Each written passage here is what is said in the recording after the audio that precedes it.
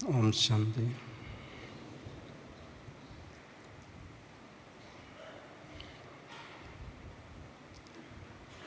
बाप दादा के दिल पसंद के गिफ्ट हैं संपूर्ण पवित्रता, और उस संपूर्ण पवित्रता की स्थिति को प्राप्त करने के लिए आवश्यकता है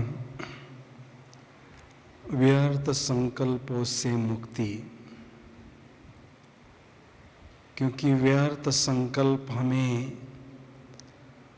संपूर्णता के मंजिल से दूर रखते हैं। इसलिए ब्राह्मण जीवन में बहुत सुंदर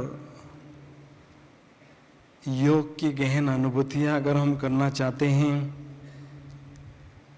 या संपूर्णता की मंजिल समीप अनुभव करना चाहते हैं तो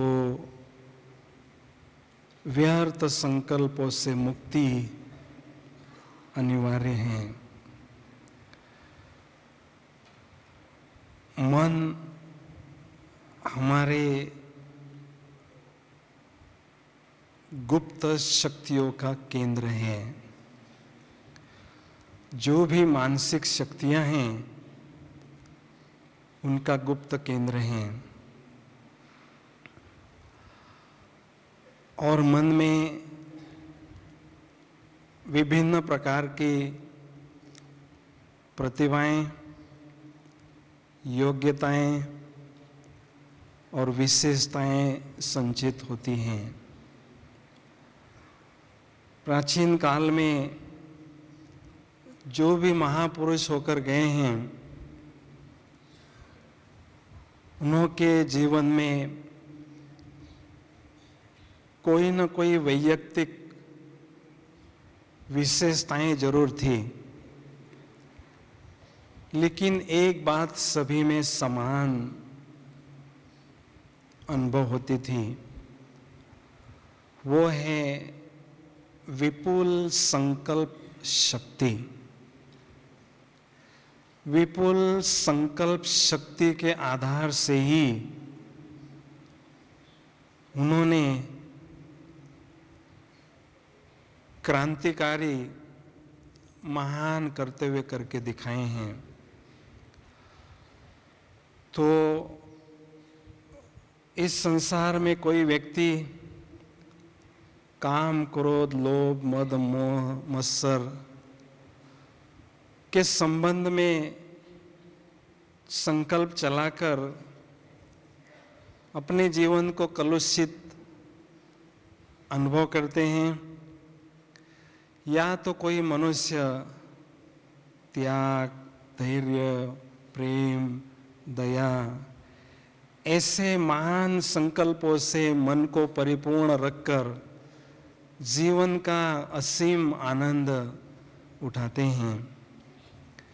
क्योंकि जैसा हमारा चिंतन चलता है, जो संकल्प हमारे मन में चलते हैं वो हमारे गुप्त मन में पुष्ट होते हैं, और उसी के आधार पर हमारी मनोवृत्ति बनती हैं। तो संपूर्ण पवित्र मनोवृत्ति बनाने के लिए आवश्यकता है व्यर्थ संकल्पों का परित्याग करना, क्योंकि व्यर्थ संकल्पों को समर्थ में जब परिवर्तन करते हैं, हमारे मन में शुभ तथा शक्तिशाली उत्पन्न जब हम करते हैं तो जीवन में नई आशा, नई दिशा और नई प्रेरणा हमें प्राप्त होती हैं, और हमारा जीवन श्रेष्ठ बनता है, आदर्श बनता है। क्योंकि श्रेष्ठ संकल्प ही, समर्थ संकल्प ही अपने जीवन की बहुमूल्य संपत्ति है। व्यर्थ संकल्प अत्यंत घातक हैं, क्योंकि व्यर्थ संकल्प आत्मा की शक्तियों को धीरे धीरे क्षीण करते हैं। व्यर्थ संकल्प के द्वारा जो मन की चंचलता होती है, उस मन की चंचलता से जो भी व्यर्थ संकल्प हमारे मन में चलते हैं, उनके द्वारा धीरे धीरे आत्मा की शक्तियां नष्ट होती हैं। इसलिए जो भी हमारे मन में संकल्प चलते हैं, उन पर ध्यान रखना, उन पर नियंत्रण रखना, ये बहुत जरूरी है, वरना हम अपने जीवन में आगे नहीं बढ़ सकते हैं। इसलिए मन के संकल्पों पर नियंत्रण करना बहुत जरूरी है, क्योंकि जब हमारे मन में कमजोर संकल्प होते हैं, निर्बल संकल्प होते हैं, तो स्वयं को हम दीन और हीन समझते हैं। हीन भावना हमारे मन में घर करके बैठती हैं और लंबे समय के बाद हमारे मन पर उदासी छा जाती हैं। इसलिए जैसे शरीर को स्वस्थ रखने के लिए अच्छा भोजन आवश्यक है, ऐसे ही मन को स्वस्थ रखने के लिए, निरोगी रखने के लिए, शक्तिशाली रखने के लिए श्रेष्ठ संकल्प और समर्थ संकल्पों की पूंजी बढ़ाते रहना बहुत जरूरी है। क्योंकि निर्बल संकल्प, कमजोर जो संकल्प हैं, वो आत्मा को तो निर्बल बनाते ही हैं, लेकिन साथ साथ वो हमारा बहुत कीमती जो संगम युग समय है, उस समय का खजाना भी नष्ट करते हैं। इसलिए व्यर्थ संकल्पों से हमें महान हानि होती है, वो अत्यंत घातक होते हैं। इसलिए व्यर्थ संकल्पों से मुक्ति पाना बहुत जरूरी है। इस ब्राह्मण जीवन में व्यर्थ संकल्पों का जो बीज है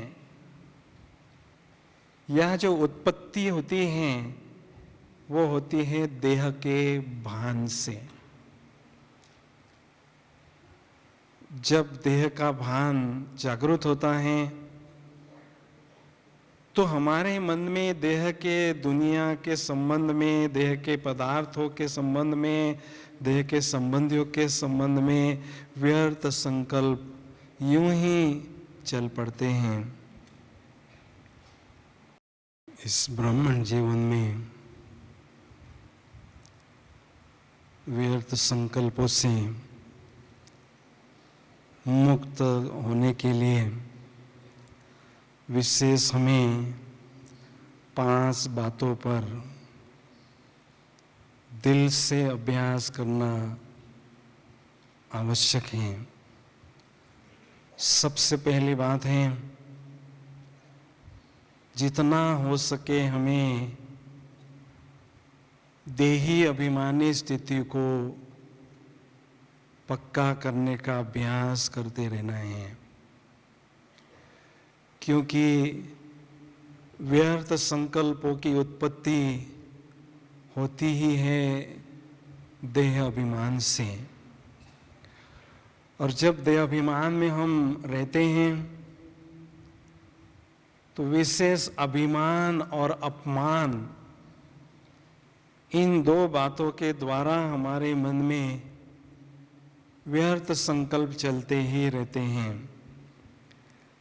इसलिए सबसे पहली बात है अभिमान को मिटाने की। क्योंकि जब व्यक्ति में कोई विशेषता होती है, चाहे वो बुद्धि की हो, चाहे वो किसी भी स्थूल बात के संबंध में की हो, जब कोई विशेषता उसमें होती है तो उसमें अभिमान जागृत होता है।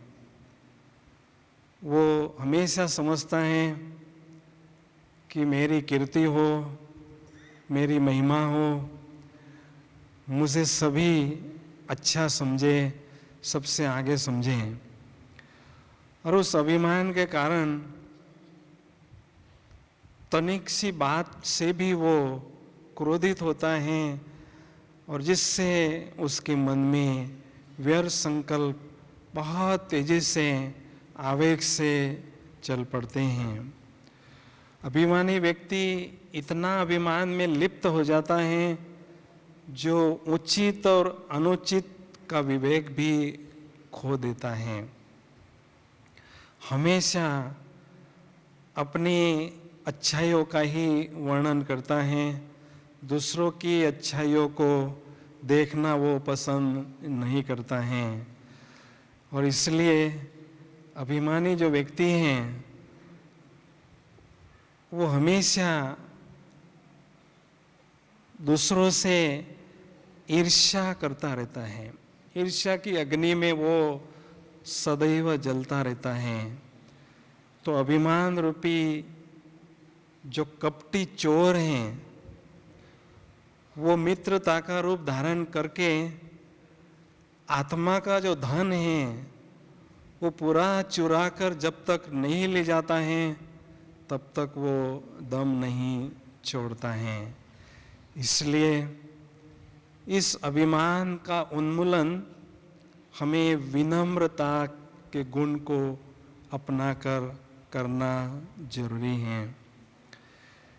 क्योंकि विनम्रता जो भारत के मनोवैज्ञानिक हैं या तत्वविदों हैं, उन्होंने विनम्रता को गुणोत्पादक या गुणों की जननी के रूप में स्वीकार किया है।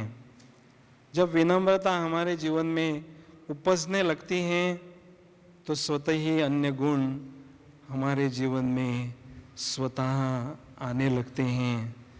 जो भी महापुरुष हम देखते हैं उनके जीवन में विशेष सरलता, अभिमान शून्यता तथा विनम्रता पाई जाती हैं। इसलिए अभिमान को हटाने के लिए, हीन भावनाओं को हटाने के लिए विनम्रता को अपनाना बहुत जरूरी है। तो अभिमान के साथ साथ अपमान से भी हमारे मन में व्यर्थ संकल्पों का तूफान उठने लगता है। जब हम अभिमानी व्यक्ति अपने अकड़ में रहता है, झूठे नशे में रहता है, तो कड़वे बोल के द्वारा, तीखे बोल के द्वारा दूसरों का अपमान भी वो कर देता है। जब वो अपमान करता है तो उसके मन में भी और दूसरों के मन में भी व्यर्थ संकल्पों का तूफान उठने लगता है। तो इस अपमान की भावना को मिटाने के लिए आवश्यकता है सबको सम्मान देने की। क्योंकि अपमान करने से हमारे मन में प्रतिशोध की भावना जागृत होती है, बदले की भावना जागृत होती है। और इस प्रतिशोध की भावना को मिटाने के लिए हमारे मन में सबके प्रति सम्मान की भावना जागृत होना बहुत जरूरी है। हमने सुना है कि जो महान विजेता लिंकन था,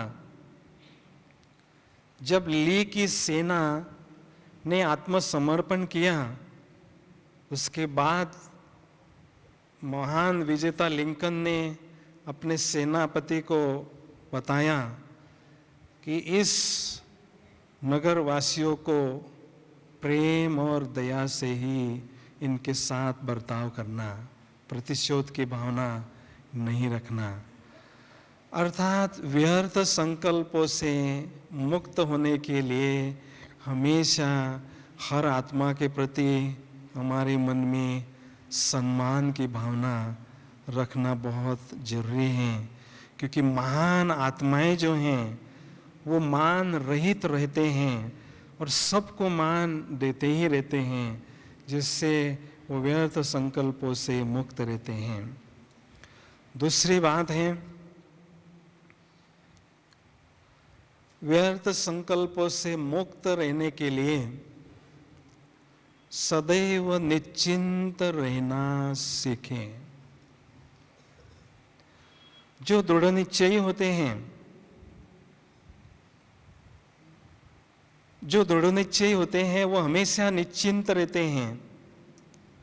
भय और चिंता उनके मन रूपी द्वार पर फटकते नहीं हैं, क्योंकि भय और चिंता से ही हमारे मन में व्यर्थ संकल्प उत्पन्न होते हैं।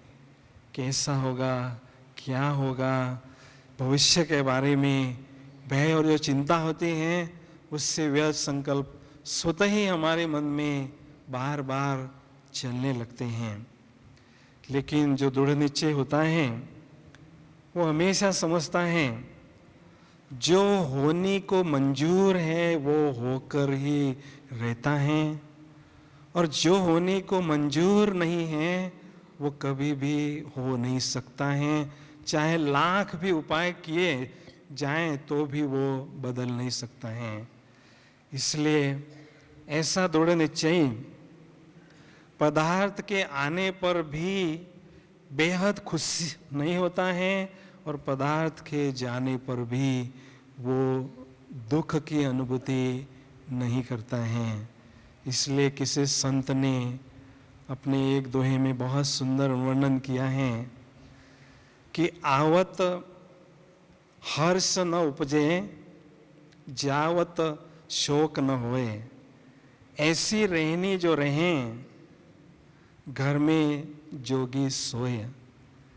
माना ऐसे जो निश्चिंत रहते हैं वो घर बैठे योगी बन सकते हैं, व्यर्थ संकल्पों से मुक्त रहकर अपनी श्रेष्ठ स्थिति बनाने में सफल हो सकते हैं। तीसरी बात है, व्यर्थ संकल्पों से मुक्त होने के लिए विशेष मुरली पर मनन चिंतन करते रहना जरूरी है। खाली मन शैतान का घर होता है, लेकिन मन को हमें खाली नहीं रखना है। जो भी मुरली सुनते समय अपने दिल को जो अच्छे पॉइंट्स लगते हैं, दिल को जो जचते हैं, वो बाबा के महावाक्य जो हैं उन पर एकांत में बैठकर बहुत अच्छी तरह से गहराई में जाएं, मनन चिंतन करते रहें। क्योंकि मुरली जो है वो परमात्मा के महावाक्यों का अर्थात श्रेष्ठ संकल्पों का संग्रह है। तो ऐसी शक्तिशाली और श्रेष्ठ संकल्पों पर, महावाक्यों पर जब हम मनन चिंतन करते हैं तो स्वतः ही हमारे मन में समर्थ संकल्प उत्पन्न होते रहते हैं। इसलिए जो मनन करते हैं वो हमेशा व्यर्थ से मुक्त स्वयं को अनुभव करते हैं, क्योंकि मन हमेशा मनन करना चाहता है। अगर हम मुरली का मनन चिंतन नहीं करते हैं तो व्यर्थ बातों पर हमारा मनन चिंतन चलता रहता है। मन का काम ही है मनन करते रहना। तो मन मना भव का जाप अजापा जाप हमारे मन में चलता रहे, ऐसा अगर हम चाहते हैं तो मुरली में जो ज्ञान रत्न हैं उन रत्नों से हम खेलते रहें। तो रत्नों से खेलते रहने से रत्नागर बाबा की याद सहज रहती है और समर्थ संकल्प भी हमारे मन में सहज चलते ही रहते हैं। इसलिए जब भी हमें समय मिलता है एकांत में जाकर बहुत अच्छी तरह से उस ज्ञान सागर में डुबकियां लगाते रहें और बहुत सुंदर और महत्वपूर्ण ऐसे ज्ञान रतन प्राप्त करते रहें, जिससे हमारे समझ संकल्प हमारे मन में उत्पन्न होने की जो भावना है या उत्पन्न होने की जो कला है वो हम अच्छी तरह से बढ़ा सकते हैं। मनन करने वाले ही माया का पूर्णतया हनन करते हैं। मनन करने वाले ही माया का पूर्णतया हनन कर सकते हैं या नामो निशान मिटा सकते हैं, क्योंकि बाबा की मुरली की हर एक महावाक्य में जो गुप्त राज और साज छिपा हुआ होता है, जो गुह्य रहस्य छिपा हुआ होता है, वो हमारे बुद्धि में तभी स्पष्ट होता है जब हम मनन के द्वारा, चिंतन के द्वारा उसके गहराई में जाते हैं, उसका आनंद लेते हैं। तो उससे अतीन्द्रिय सुख की अनुभूति तो होती ही है, लेकिन महान ज्ञान रत्नों की भी प्राप्ति हमें होती ही रहती हैं। इसलिए ब्राह्मण जीवन में इस ज्ञान मार्ग में आगे वही सदा बढ़ते हैं जिन्हों की मनन चिंतन करना हॉबी होती है। हॉबी हो, जैसे खेलने की हमारी हॉबी होती है या घूमने की हॉबी होती है, तो ऐसे मनन चिंतन करना ये ब्राह्मणों की हॉबी हो, जिससे हमारे समर्थ संकल्प जीवन में बढ़ते जाएंगे और व्यर्थ धीरे धीरे समाप्त होते जाते हैं। चौथी बात है, व्यर्थ संकल्पों से मुक्त होने के लिए याद का चार्ट सारे दिन भर में रखना। मुझे याद है मैं 73 में हिस्ट्री हॉल में मधुबन में बाबा से मिल रहा था, तो पर्सनली बाबा से मिलते समय बाबा ने कहा था कि अगर इस ईश्वरीय जीवन में सदा आगे बढ़ना चाहते हो, अगर इस ईश्वरीय जीवन में सदा आगे ही आगे बढ़ना चाहते हो, तो बाबा की श्रीमत है याद का चार्ट रखना। क्यों ये जरूरी है? क्योंकि याद का चार्ट होने से मन और बुद्धि पर हम पूर्णतया नियंत्रण भी कर सकते हैं और अनुशासन भी कर सकते हैं, क्योंकि इन दोनों शक्तियों ने ही माया के संग में आकर जो भी आत्मा के पास खजाने थे सारे लुटा दिए, आत्मा को मोहताज बनाया, कंगाल बनाया। और इन दोनों महाशक्तियों के द्वारा ही परमात्मा के संग में रहकर आत्मा को सर्व खजानों से हमें भरपूर करना है। लेकिन इन दोनों शक्तियों पर पूर्णतया नियंत्रण रखना और अनुशासन हम करना चाहते हैं, तो चार्ट रखना अनिवार्य है। चार्ट से ही आत्मा स्मार्ट बनती है, आत्मा सुंदर बनती है। जो भी आत्मा में कमियां हैं, त्रुटियां हैं, वो धीरे धीरे खामियां हैं, वो हम निकाल कर आत्मा को सुंदर बना सकते हैं। इसलिए सारे दिन भर में मन और बुद्धि को विभिन्न स्थितियों की अनुभूतियां करने में व्यस्त हम रखते चलें सारे दिन भर में। क्योंकि जितने जो बड़े व्यक्ति होते हैं उनकी दिनचर्या फिक्स होती है, दिनचर्या वो अपनी नोट करते हैं। तो हम भी बहुत बड़े व्यक्ति हैं, बड़े थे बड़े बाप के बच्चे हैं, इसलिए हमें भी अपना चार्ट अच्छी तरह से रखना है। स्थूल दिनचर्या का भी रखना है, साथ साथ मन और बुद्धि का भी चार्ट रखना है। तो इसलिए विभिन्न युक्तियों को या विभिन्न अभ्यास को अपनाते हुए सारे दिन भर में चार्ट रखने से मन और बुद्धि हमेशा व्यस्त रहेगी, सकारात्मक कार्य में, रचनात्मक कार्य में व्यस्त रहेगी। जिससे व्यर्थ संकल्प उत्पन्न करने के लिए उसके पास समय नहीं होगा। इसलिए अमृत वेले से लेकर रात्रि तक बहुत सुंदर विभिन्न युक्तियों का हम चार्ट रखें, योग के संबंधित। जैसे उदाहरण के तरफ, जैसे कि 1 घंटा हम बाबा से शांति का सागर अनुभव करें, शांति की किरणें लेते रहें। दूसरा घंटा बाबा को शक्ति को सागर समझे, शक्तियों की किरणें लेते रहें। बाद में मुरली भी बाबा की याद में सुनने का अभ्यास करें। मुरली का आनंद हम तभी ले सकते हैं जब मुरलीधर की याद में मुरली सुनते हैं। बाद में 1 घंटा आप सोमान में रह सकते हैं। कभी आप बाबा के फूल महिमा के फूलों की माला बना सकते हैं। बहुत दिल से बाबा की जिगर से महिमा करते रहिए, जिससे प्यार बाबा के प्रति आपका बढ़ता रहेगा। कभी जैसे कि कोई ना कोई पॉइंट बाबा की ज्ञान की उसकी गहराई में जाएं। कभी जो है शाम के समय बीज रूप स्थिति का अभ्यास या शक्तिशाली स्थिति का अभ्यास करने का अभ्यास करें। और कर्म करते समय भी कर्म योगी फरिश्ता स्थिति की भी अनुभूति हम करते रहें। इस तरह से सारे दिन भर में चार्ट अगर हम रखते हैं तो हमारी कमाई बहुत अच्छी तरह से बढ़ती जाती हैं। क्योंकि चार्ट से विशेष क्या होता है, हमारा अटेंशन की जो शक्ति है वो विकसित होती है।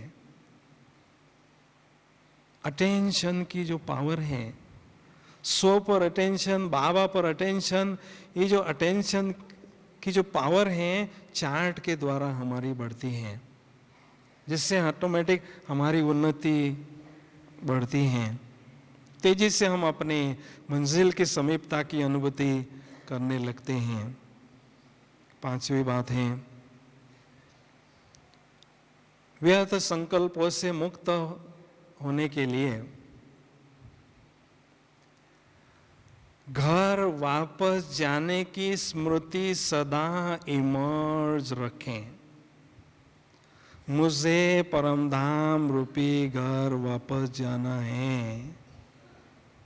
ये स्मृति मर्ज न रहे लेकिन इमर्ज रहे।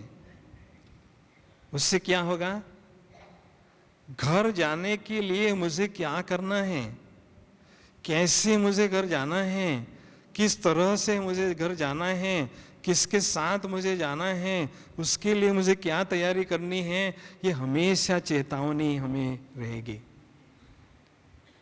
मुझे भरतू हाथ से संपन्न बनकर परमधाम रूपी घर जाना है। आज की मुरली में वरदान बहुत सुंदर था कि नंबर 1 जो बिजनेसमैन है वो हर एक सेकंड में, हर एक संकल्प में अनेक पद्मों की कमाई करके पद्मपति बनता जाता है।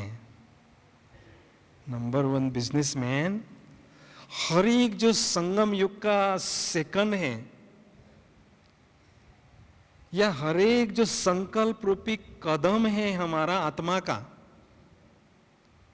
का कदम कौन सा है, संकल्प रूपी जो कदम है, उस कदम में बाबा की याद के द्वारा अनेक पद्मों की कमाई करने में ही सदा व्यस्त रहता है। जैसा करोड़पति जो बनता है उसको हमेशा रुपया ही दिखाई देता है, पैसा ही दिखाई देता है, धन ही दिखाई देता है। तो ऐसा जिसको पद्मपति बनना है उसको हमेशा पद्म ही दिखाई देंगे, वो कमाई दिखाई देगी अविनाशी। मुझे भरपूर करना है, मुझे स्वयं को माला माल करना है, सारे कल्प में जो अविनाशी कमाई मेरे साथ आने वाली है उस कमाई से मुझे स्वयं को माला माल करना है। यही लगन उसको दिन रात रहेगी। अगर ये स्मृति मर्ज हो जाती है घर जाने की, तो हमारे जीवन में आलस्य और अलबेलापन जाने लगता है, बहुत टाइम पड़ा है, करेंगे, चलेंगे, कोई बात नहीं। तो ये जो अलबेलापन है हमारे मन में, व्यर्थ संकल्प स्वतः ही उत्पन्न करते रहता है। जो संकल्पों का खजाना हमें बाबा से मिला हुआ है, वो खजाना व्यर्थ यूं ही हम गवाते हैं। जो भी बाबा ने हमें अमूल्य खजाने दिए हैं, उन खजानों को अगर हम व्यर्थ गवाते हैं तो उसका सूक्ष्म बोझ आत्मा अनुभव करने लगती है। इसलिए हमें उन अमूल्य संकल्पों के खजानों को या सेकंड समय के खजाने को सफल करते हुए स्वयं को व्यस्त रखना है, कमाई में ही मस्त रखना है। इसलिए मुझे पद्मपति बनना है, मुझे खजानों से स्वयं को भरपूर करना है, इसी चिंता में, इसी तात में, इसी फिक्र में हम रहें तो स्वतः ही व्यर्थ का नाम निशान हमारा धीरे धीरे क्या सदा के लिए मिट जाएगा। व्यर्थ तो आता ही है जब हम फ्री रहते हैं। अब जब सर्व खजाने हमें भरपूर करना है, प्राप्त करना है, संपन्न बनना है, तो हमें फुर्सत कहाँ? तो हमें फुर्सत नहीं होगी तो व्यर्थ संकल्प चलने की कोई मार्जिन मन में रह ही नहीं सकती है। व्यर्थ संकल्पों को हमें धीरे धीरे समर्थ संकल्पों में परिवर्तन करना है। क्यों बाबा ने हमें इशारा दिया है? व्यर्थ संकल्प हमें संपूर्ण बनने नहीं देते हैं, संपूर्ण पवित्रता तक पहुंचने नहीं देते हैं। क्यों ये इशारा गंभीर बाबा ने हमें दिया है? क्या उसके पीछे राज है? क्यों हम इस ब्राह्मण जीवन को एंजॉय नहीं कर पाते हैं? इतना ऊंचा, इतना श्रेष्ठ, इतना महान, इतना हीरे तुल्य जीवन हमारा संगम युगी है। भगवान की पालना में हम पल रहे हैं, छत्र छाया में चल रहे हैं। वो मस्ती, वो आनंद, वो अतीन्द्रिय सुख की अनुभूति हमें क्यों नहीं होती है? एक ही कारण उसका है। एक तरफ तो हम शक्तियां प्राप्त करने के लिए जी जान जिगर से बीसों नाखून का जोर लगाकर मेहनत करते हैं, शक्तियां जमा करते हैं, लेकिन दूसरे तरफ जो व्यर्थ संकल्पों का लीकेज है, अशुभ संकल्पों का जो लीकेज है, उस लीकेज के द्वारा शक्तियां धीरे धीरे लीक होती जाती हैं, व्यर्थ जाती रहती हैं। इसलिए जमा का खाता नहीं बढ़ता है, और जमा का खाता जब तक नहीं बढ़ता है तब तक ये ब्राह्मण जीवन, मौजों का जीवन अनुभव नहीं होता है। इसलिए हर हालत में इस लीकेज को हमें बंद करना ही होगा।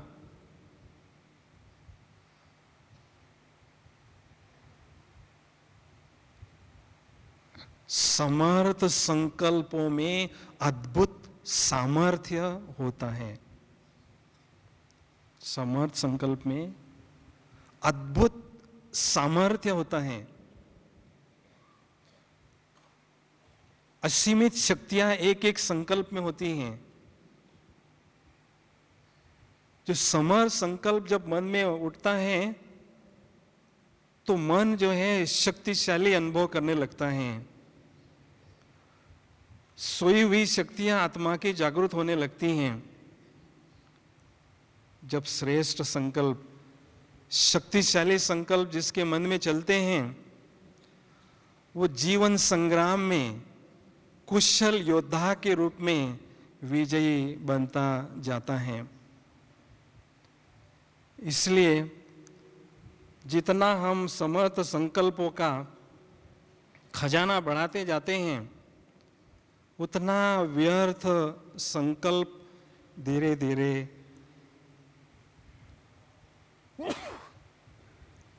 समाप्त होने लगते हैं।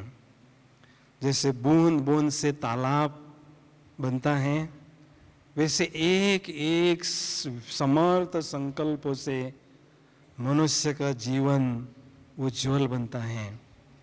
इसलिए आवश्यकता है हमारे मन में हमेशा समर्थ संकल्प उत्पन्न करते रहने की। तो जैसे जैसे हम समर्थ संकल्प उत्पन्न करते हैं उतनी हमारी स्थिति भी समर्थ बनती जाती है, समर्थ कर्म बनते हैं और दिव्यता की ओर धीरे धीरे हम आगे बढ़ने लगते हैं, संपूर्णता की ओर आगे बढ़ने लगते हैं और हमारे जीवन में सहज रीति से हम उन्नति की अनुभूति, उन्नति के शिखर पर पहुंचने की अनुभूति स्वतः ही करते रहते हैं। तो अभी हम थोड़े समय के लिए ऐसी समर्थ स्थिति, ऐसी योग की शक्तिशाली स्थिति की अनुभूति करेंगे। करना चाहेंगे? हाँ बोलो, करना चाहेंगे आप? देखो, अनुभव ही सब कुछ है। ब्राह्मण संसार में धनी कौन है? ब्राह्मण संसार में सबसे धनी वो हैं जिन्हों के पास में अनुभव का धन प्रचुर मात्रा में होता है। ज्ञान सुनना और सुनाना ये तो आसान है, लेकिन उसके आगे की स्टेप है ज्ञान का इतना जो श्रेष्ठ ज्ञान भगवान ने हमें दिया है उसका अनुभव करना, उसकी मस्ती में खो जाना। तो आओ चले हम सभी ऐसे गहन अनुभूति में खोकर उस प्यारे बाबा के संग में अनेक पद्मों की, एक सेकंड में अनेक पद्मों की कमाई करने का अनुभव करें। सभी एकदम चुस्त होकर बैठेंगे, अलर्ट होकर बैठेंगे।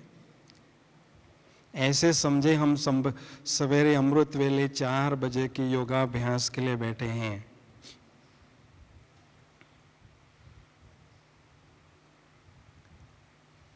ओम शांति।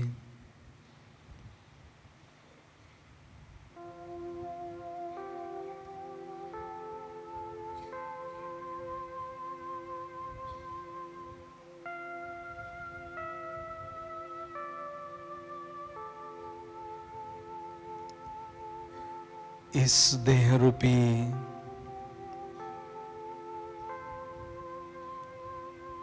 शोकेस में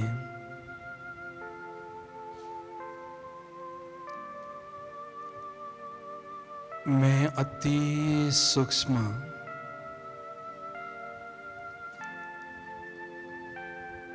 चमकता हुआ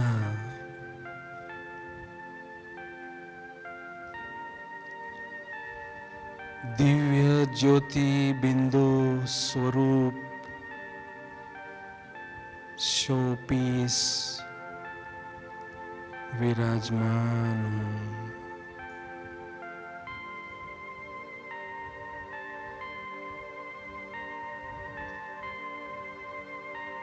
इस देह से न्यारा मैं हूं ज्योति बिंदु सितारा।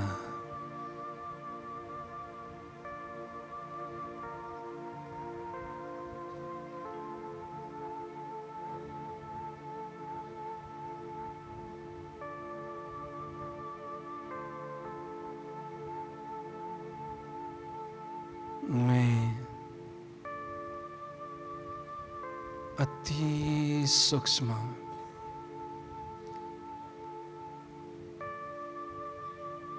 चैतन्य बिंदु सितारा हूं। चैतन्य हीरा हूं। मुझ चैतन्य हीरे से अष्ट शक्तियों की किरणें चारों ओर फैल रही है।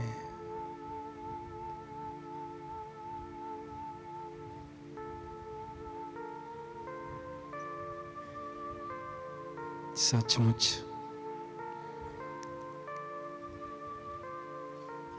मैं पवित्र स्वरूप ज्योति बिंदु आत्मा हूँ।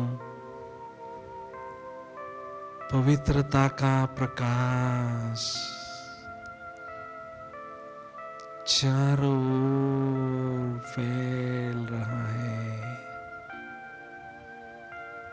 आत्मा के चारों ओर दिव्य प्रकाश का आभा मंडल, लाइट का ऑरा अनुभव हो रहा है।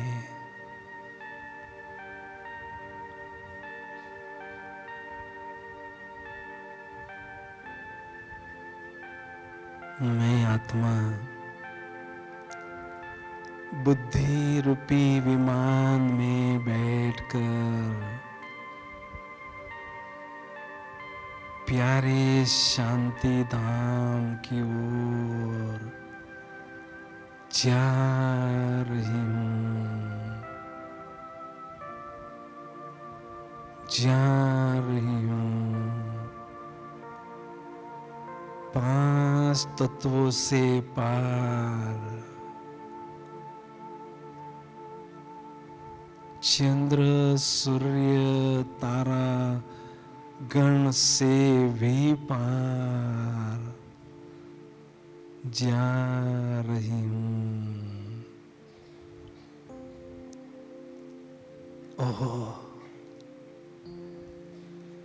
कितनी प्यारी है ये फरिश्तों की दुनिया। चारों ओर सफेद ही सफेद दिव्य प्रकाश ही प्रकाश है।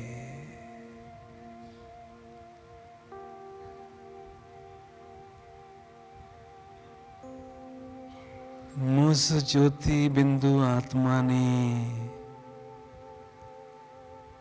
दिव्य प्रकाश की काया, फरिश्ता स्वरूप की ड्रेस धारण कर ली है। ओह, मेरे समक्ष फरिश्तों के बादशाह संपूर्ण ब्रह्मा बाबा फरिश्ता स्वरूप में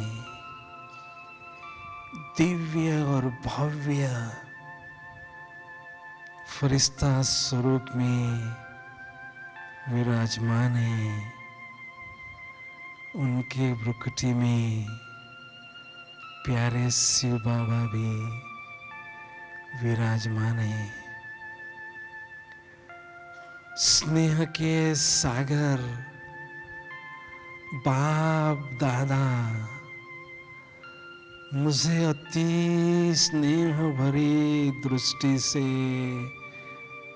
निहार रहे हैं।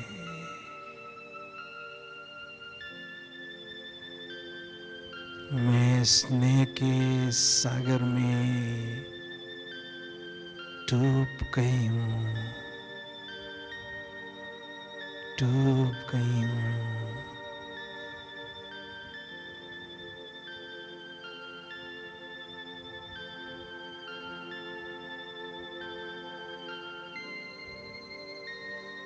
बाबा के नैनों में प्रेम के मोती चमक रहे हैं।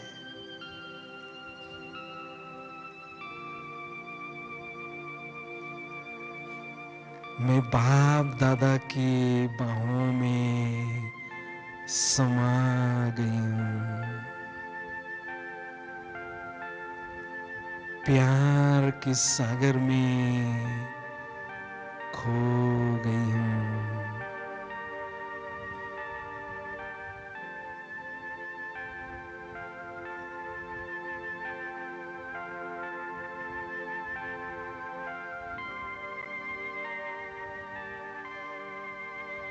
मीठे बच्चे,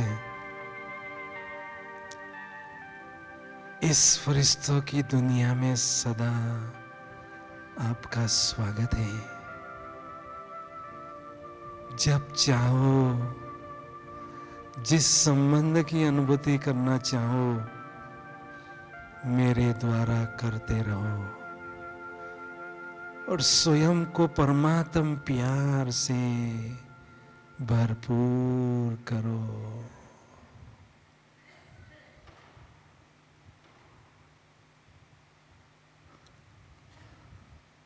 फरिश्ता स्वरूप की ड्रेस को छोड़कर मैं ज्योति बिंदु आत्मा परम धाम की ओर जा रही हूँ, जा रही हूँ। ओहो, कितनी प्यारी है ये निराकारी दुनिया, कितना प्यारा है ये परम धाम। चारों ओर सुनहरी लाल ही लाल प्रकाश प्रकाश है, शांति ही शांति है।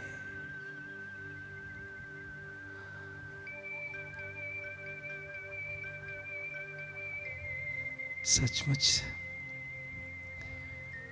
कितनी सुंदर है ये निराकारी दुनिया, ज्योति का धाम। ओहो, प्राणेश्वर बाबा सत्यम शिवम सुंदरम प्राण पारा बाबा मेरे समक्ष विराजमान है।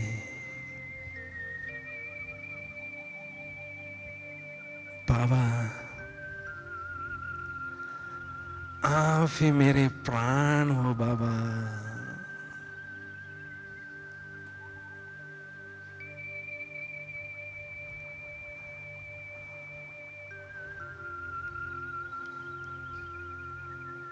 बाबा, बस दिल कहता है आपको देखती ही रहूं, बस देखती ही रहूं, आपकी सुंदरता को निहारती ही रहूं। परम सुंदर केवल आप ही हो बाबा।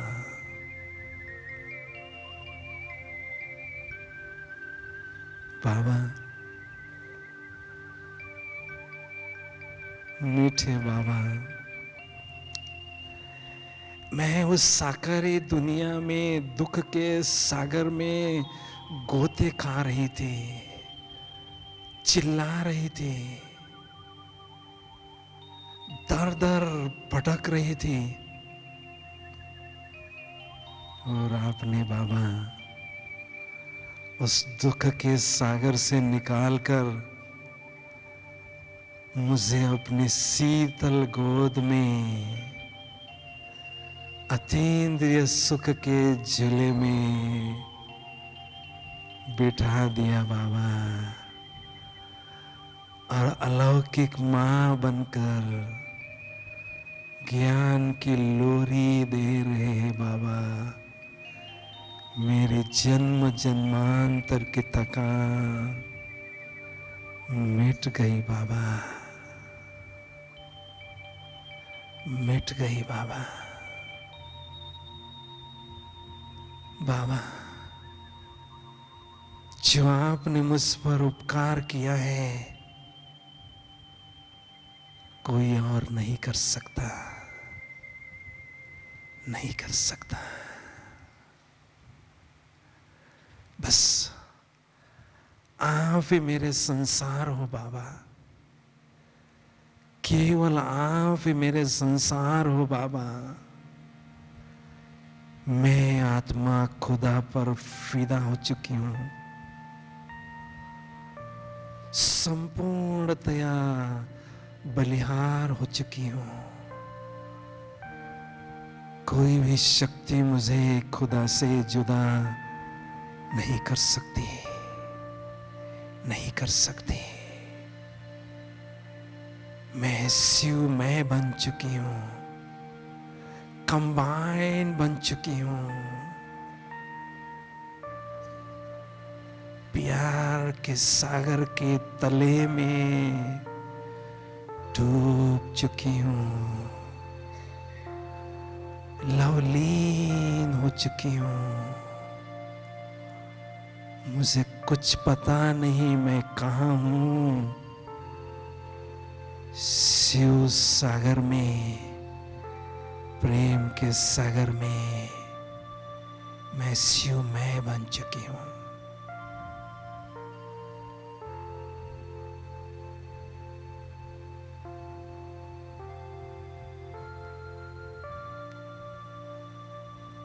बाबा शक्तियों के सागर हैं, अथाह शक्तियों के अखंड स्रोत हैं। मैं मास्टर सर्वशक्तिमान आत्मा हूं। शक्तियों के सागर बाप से निरंतर अथाह शक्तियों की किरणें, अथाह शक्तियों की किरणें मुझ आत्मा पर पड़ रही है। योग की अग्नि में, योग की प्रखर अग्नि में मेरे पाप कर्म भस्म हो रहे हैं। मैं स्वयं को एकदम लाइट अनुभव कर रही हूं, एकदम हल्की फुल्की पाप कर्मों के बोझ से हल्की अनुभव कर रही हूं।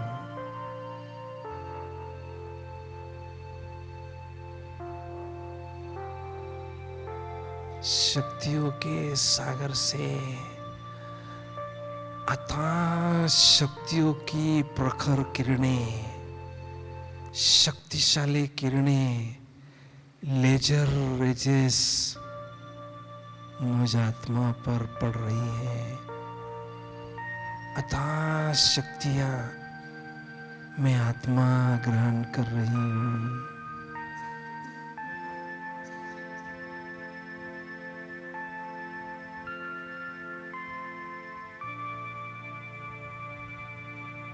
बाबा, बाबा, सब कुछ मिल गया मुझे। आप मिल गए, मुझे सब कुछ मिल गया। आप सर्व प्राप्तियों के भंडार हो बाबा। मेरी एक केवल अंतिम आश है बाबा, बस मेरे दिल रूपी मंदिर में,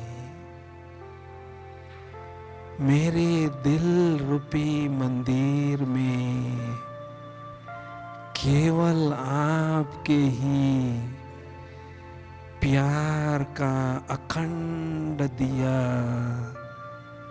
जलता रहे, बस जलता रहे। मैं सच्ची योगीन बनकर आपकी महिमा के गीत गाती रहूं, गुनगुनाती रहूं और संगम के हर सेकंड में आपके संग में रहूं। मुझे सब कुछ मिल गया बाबा।